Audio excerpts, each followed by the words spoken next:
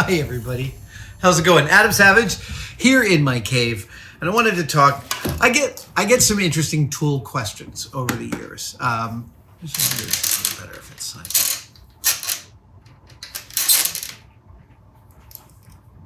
I like that a little better. I get interesting tool questions over the years, and a lot of times people want to know, like, what is the tool you thought would be useful but you never touched? What is the tool that you started out loving and ended up hating? Stuff like that, like an arc with a tool. But one question I haven't gotten is, what is a tool you always need but never have? And it's a funny one.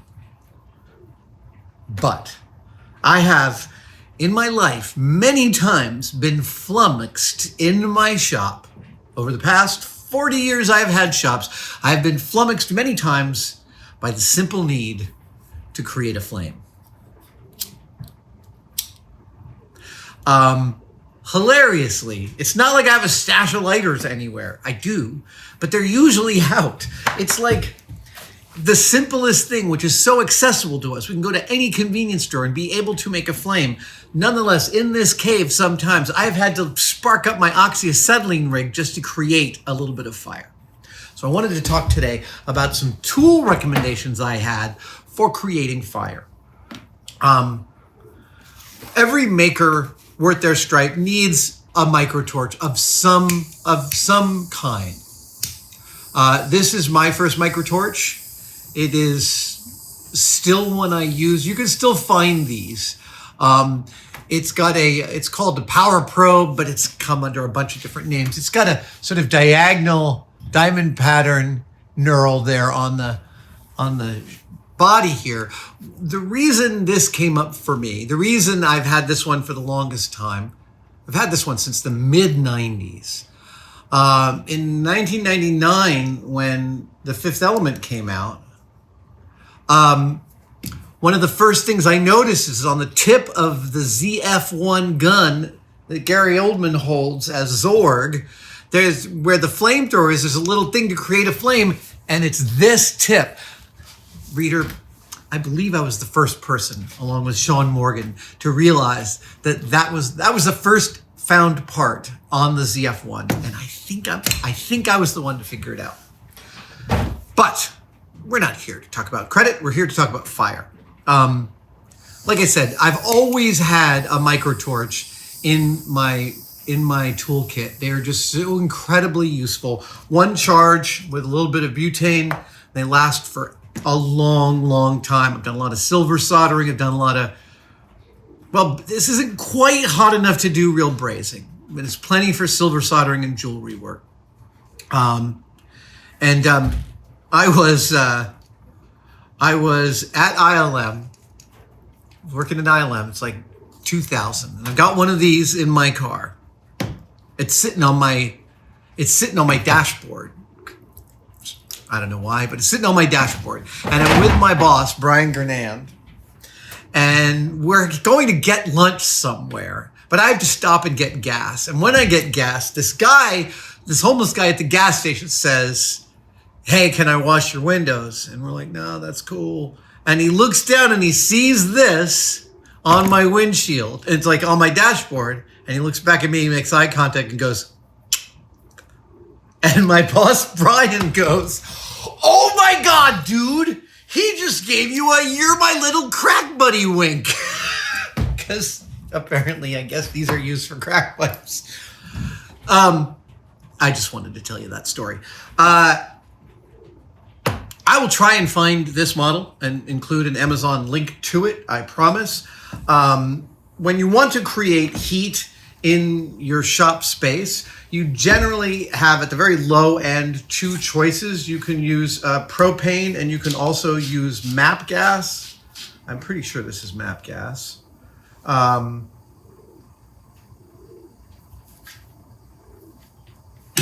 I know that this is MAP gas. I've been using butane forever. Pop one of these on butane. I've got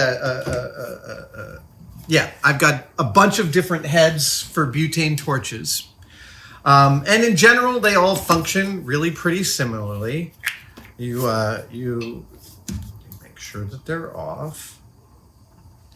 Yep. And then you screw them onto the bottle. Hand tight is exactly right.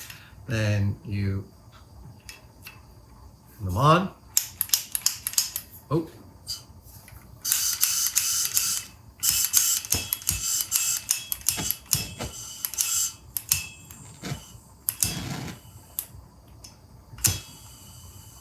Okay, that's the hole.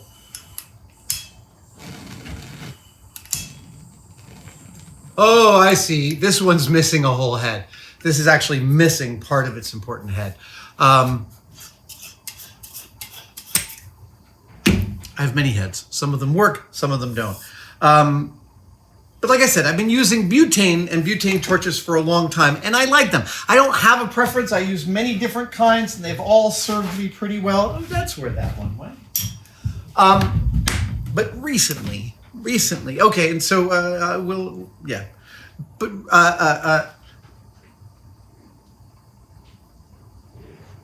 yeah.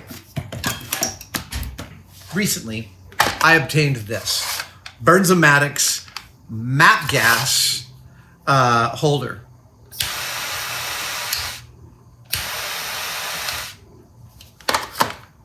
MAP gas gets hotter than propane. That's one of its main attributes. It's pretty reasonable to store.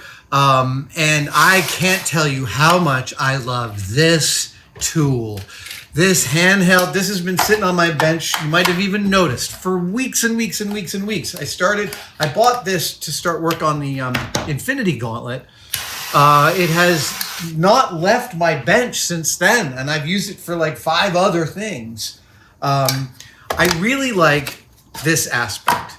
The base with a park, so I can run this for like a good 30 minutes and then put it right back in here because it's lined in metal and I won't melt my plastic. One of the issues that you'll have if you have propane in your shop is you end up with stuff like this hanging around and this top heavy thing that could fall and then that breaks and that things are bad. The unruliness of these bottles is something that you must be vigilant about. And so the main reason I made this video was to tell you about this guy, which also is adjustable.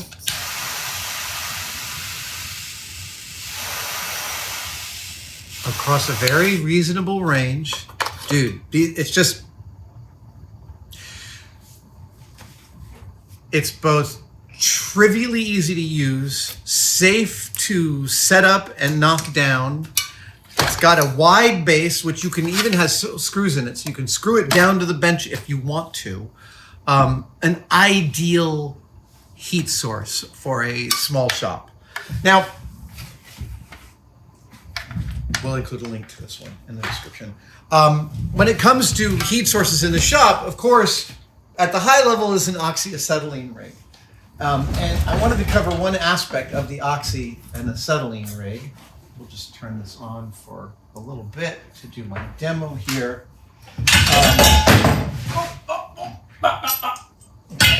So right now I've got a heating tip in my oxy torch. And when you're using an oxy torch, you tend to, let's see, I've got all these open and yeah, oh, right, of course. Okay, so when you're using an oxy torch, in general, you start by lighting the acetylene, and then you bring in the oxygen. And there's multiple ways to do this. Hold on. Oh, there's another one. That's the other one right there. Okay, great. I think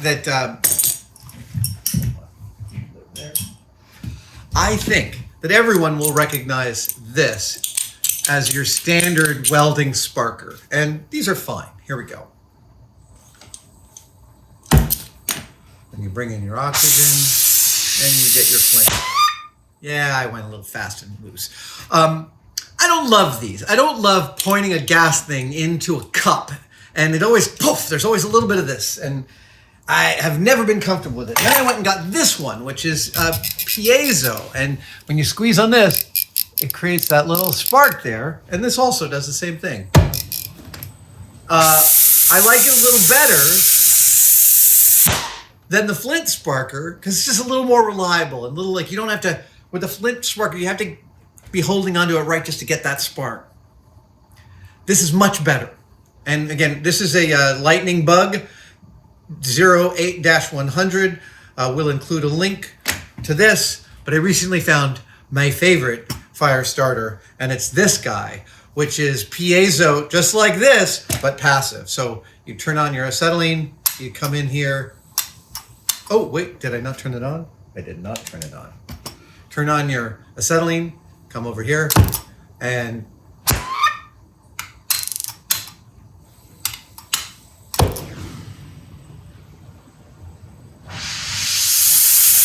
there you go.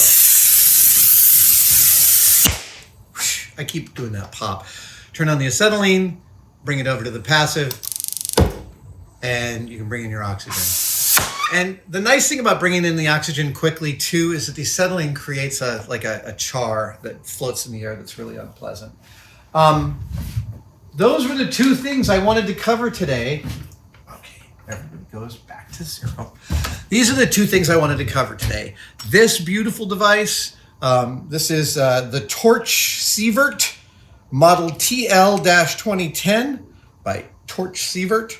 And this guy, the MAP gas holder dispenser, beautiful, beautiful MAP gas gun.